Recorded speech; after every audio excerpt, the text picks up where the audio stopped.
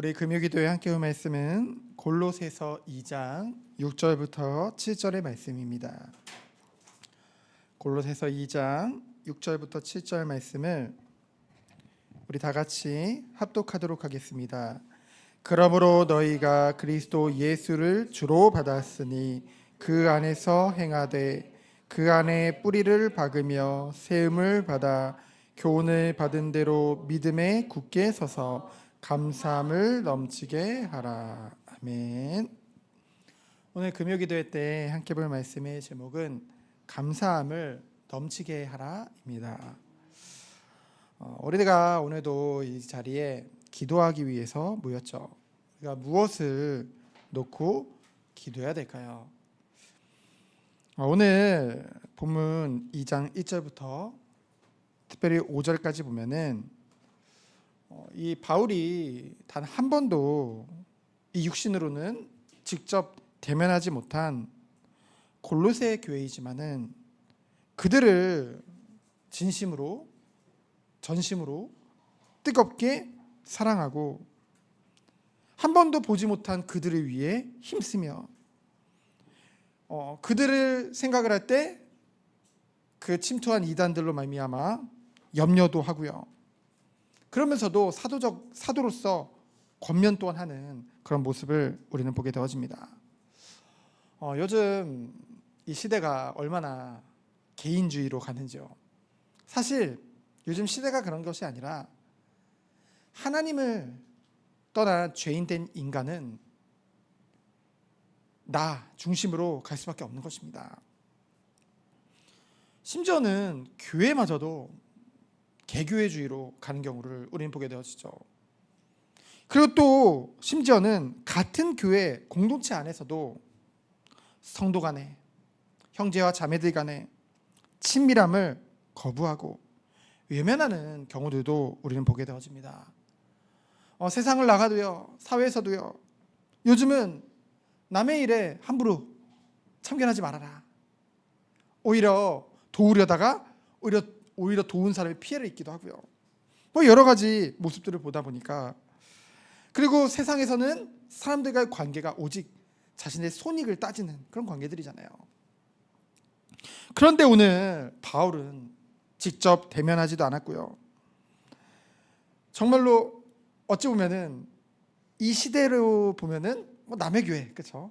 나와 관계없는 교회 이렇게 생각할 수도 있는데요. 골로새 교회와 더불어서 지리적으로 가까운 오늘 2절에 나오는 라오디게아 교회와 그 바로 옆에 있는 히에라볼리 교회를 위해서도 비록 바울은 감옥에 갇힌 상황이지만은 정말 그들을 위해서 기도하고 이단으로부터 끊임없이 공격을 당하는 그 교회들을 놓고 근심하는, 그래서 그들을 위해서 그들의 신앙을 위해서 기도하고 힘쓰는 정말 그리스도 안에서의 그 헌신적인 사랑을 우리는 보게 되어지죠. 그렇다면은 첫 번째로 기도의 이유가 어디에 있을까요? 오늘 2절에 보면은 그들이 마음의 위안을 받고 사랑 안에서 연합되기 위해서. 여러분, 우리가 하나 되는 방법은요, 오직 그리스도의 사랑 안에서만 하나 되는 줄 믿습니다. 우리가요, 인간적인 사랑은요, 한계가 있다니까요. 그러나 하나님으로부터 온 영원한 사랑, 이 사랑은 우리가 원수까지도 사랑할 수 있는 그 은혜가 그 가운데 있는 줄 믿습니다. 그러면서 3절에 보면은요, 감추어진 비밀과 그 풍성함이라고 했죠. 누구 안에 있는요? 그리스도 안에 있는. 여러분, 주님과 정말로 긴밀한 그런 친밀한 교제가 없는 사람은요, 주 안에서 이 부요함을 경험하지 못합니다. 이 주 안에서 참된 부요함이 무엇인지를 알 수가 없다니까요. 세상에 보여지는 것들, 무지적인 것들, 그거로서의 부요가 아닙니다. 어떤 상황 속에서도 자족하며 풍족하며 부요함을 누릴 수 있는 그 비밀이 바로 그리스도 안에 있는 줄 믿습니다. 그래서 결국은요, 이 그리스도의 비밀을 깨달을 때 그 어떠한 유혹과 그 이단의 공격 가운데서도 승리할 수 있는 것이죠. 그래서 5절에 보면요, 성령의 교제를 통해서 비록 거리상으로는 이 라오디게아 교회와 골로새 교회와 히오빌로 교회가 멀리 있지만은 그 거리상의 한계를 극복해서 성령의 이 교제를 통해서 그리스도 안에서 하나 되어지는 축복을 누리는 것, 그것이 바로 기도의 비밀인 줄 믿습니다. 우리가 항상 금요기도회 때 정말 한국교회와 전세계 교회를 놓고 합심으로 기도하죠. 왜냐하면요, 우리는 다 그리스도 안에서 하나이기 때문에, 그리스도 안에서 한 공동체이기 때문에. 그렇다면 6절로 7절을 보면요, 이제는 이 은혜 안에 있는 자들이 실제적으로 어떤 삶을 살아야 될지에 대해서 증거하고 있죠. 그리스도 예수를 주로 받았으니, 성도는요, 이 그리스도 예수를 주로 받은 그런 구별된 그런 은혜 안에 있는 자인 줄 믿습니다. 그래서 예수 그리스도와 성도들과의 관계 속에서 이 주님이라는 것은 세 가지 의미가 있어요. 첫 번째는 예수님이 그리스도라는 것은 기름 부음 받은 자라는 뜻이죠. 바로 성경의 모든 예언을 주님께서 성취하신 줄 믿습니다.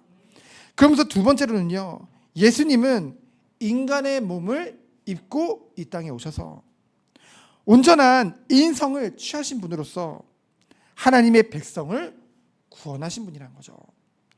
그러면서 마지막으로요, 오늘 이 본문에 그리스도 예수를 주로 받았으니 할 때 이 주님이 바로 이런 의미인데요, 예수 그리스도가 주님이라는 것은 만민을 구원하시기 위해서 주님께서 십자가에서 죽으시고 부활하셔서 승천하시어 지금 하나님 우편에 앉아서 세상을 통치하고 다스리시는 만유의 주인인 줄 믿습니다.